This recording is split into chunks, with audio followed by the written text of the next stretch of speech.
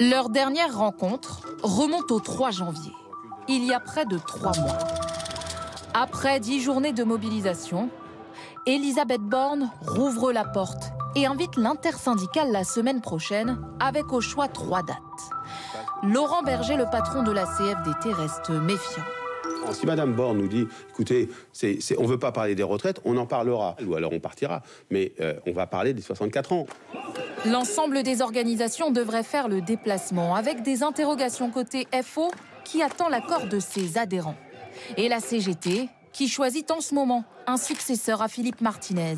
Le gouvernement tente de rassurer les partenaires sociaux. Il n'y a pas d'ordre du jour figé.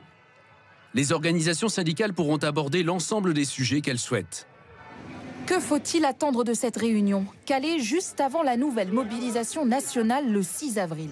L'exécutif espère calmer le jeu. Au Sénat, la majorité prévient, pas de marche arrière.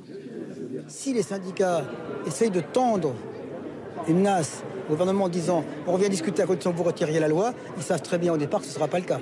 Je pense que si aujourd'hui le gouvernement fait une pause ou revient en arrière sur ce qui a été décidé et voté par le Parlement, il n'aurait plus d'autorité. À l'Assemblée, la France insoumise ne se fait pas d'illusions et accuse Elisabeth Borne d'hypocrisie.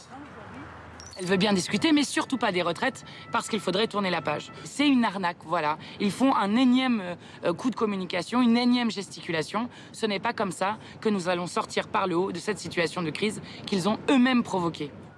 Dans tous les camps, les regards se tournent désormais vers les 9 sages du Conseil constitutionnel. Ils rendront leur avis sur le texte le 14 avril.